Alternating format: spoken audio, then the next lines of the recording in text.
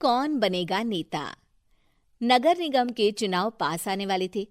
पूरे कानपुर शहर में टिकट को लेकर मारामारी शुरू थी, लेकिन सबसे ज्यादा चर्चा में वार्ड नंबर 40 की सीट थी।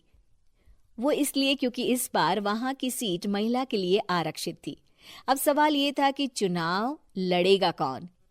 इससे पहले ठाकुर साहब वहां से पार्षद थे और इस बार उन्होंने अपनी पत्नी सीमा ठाकुर को टिकट दिलवाई और ठाकुर साहब की शान के कारण सीमा जी ने 20,000 वोटों से चुनाव जीत लिया। अरे बधाई हो सीमा भाभी, अब तो आप वार्ड की पार्षद बन गई हैं। अब तो हमारे काम आप ही करवाएंगी।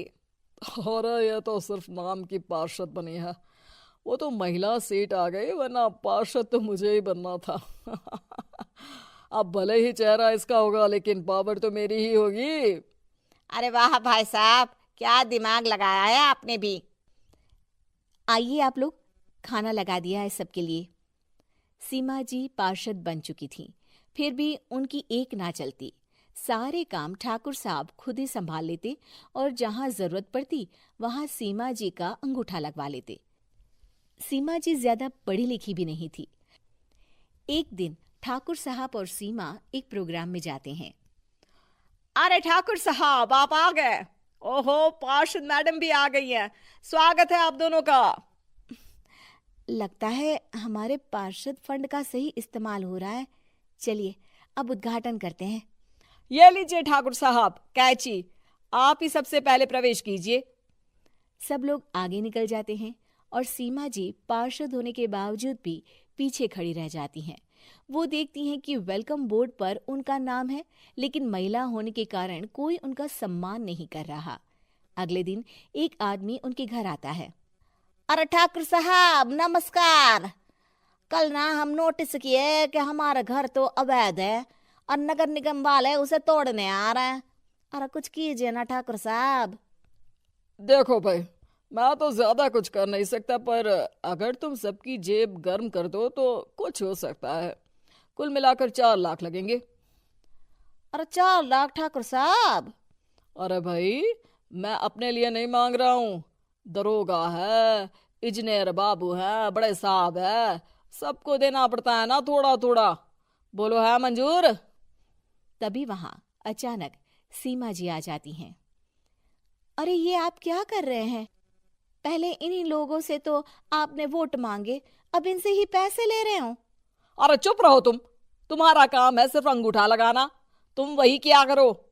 मुझे दूसरे काम तुम मत सिखाओ, समझी? और तुम ना जाओ, अब पैसे लेकर आओ, वरना जेसीबी किसी भी वक्त आती होगी। सब कुछ ऐसे ही चलते रहता है। एक दिन सीमा जी और ठाकुर साहब को एक लोकल मीटिंग में बुलाया जाता है। वहां पर कई और अधिकारी लोग भी मौजूद रहते हैं। अब मैं चाहूंगा कि ठाकुर साहब हमारे बीच 2 शब्द कहें। मेरे प्यारे भाइयों और बहनों, आज मेरा सौभाग्य है कि मैं आप सबकी सेवा दिन रात कर पा रहा हूँ। आपने मेरी पत्नी को भारी मतों से जिताया है, इसलिए मैं आप सभी का शुक्रगुजार हूँ। मैं आप सबसे वादा करता हूँ कि हमेशा की तरह हमारे वार्ड में किसी को कोई तकलीफ नहीं आने दूंगा। सभी लोग तालियां बजाने लगते हैं। अब मैं माननीय पार्षद मैडम को स्टेज पे बुलाना चाहूंगा। अपने नाम को बुलाया सुनकर सीमा जी एकदम चौंक जाती है। उन्हें बिल्कुल उम्मीद नहीं थी कि इतनी बड़ी जगह उन्हें मंच पर बुलाया जाएगा।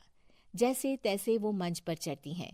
ऊपर जाते ही सीमा जी को सारी पुरानी बातें याद आ जाती हैं कि किस तरह उनके पति उन्हें कभी भी आगे बढ़ने नहीं देते और उनके नाम से गलत काम करते हैं।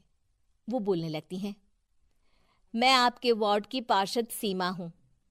आप में से बहुत कम लोग ही मुझे जानते होंगे, क्योंकि इससे पहले मुझे कभी ऐसा मौका ही नहीं मिला। सारे मौके मेरे पार्षद पति यानी आपके ठाकुर साहब ही लेते रहे, लेकिन आज ये मौका मुझे मिला है तो मैं इसे ऐसे ही नहीं जाने दूंगी। मैं आपको ये बताना चाहती हूँ कि आपके ठाकुर साहब मेरे नाम की आड़ में गैर कानूनी काम करते हैं, जिस पर अंगूठों के निशान मेरे होते थे। इसीलिए मैं अपनी गलती मानती हूँ और आज अपने पद से इस्तीफा देती हूँ, ताकि आगे से कोई गलत काम ना हो पाए। अब फैसला आप सबके हाथ में है कि आप हमें क्या सजा देना चाहते हैं। सीमा जी की बातें सुनकर ठाकुर साहब के चेहरे का रंग उड़ जाता है और वो शर्म से मुंह नीचा करके वहां से चले जाते हैं और पद से इस्तीफा देकर ही सही सीमा जी अपने आप में आत्मविश्वास महसूस करती हैं।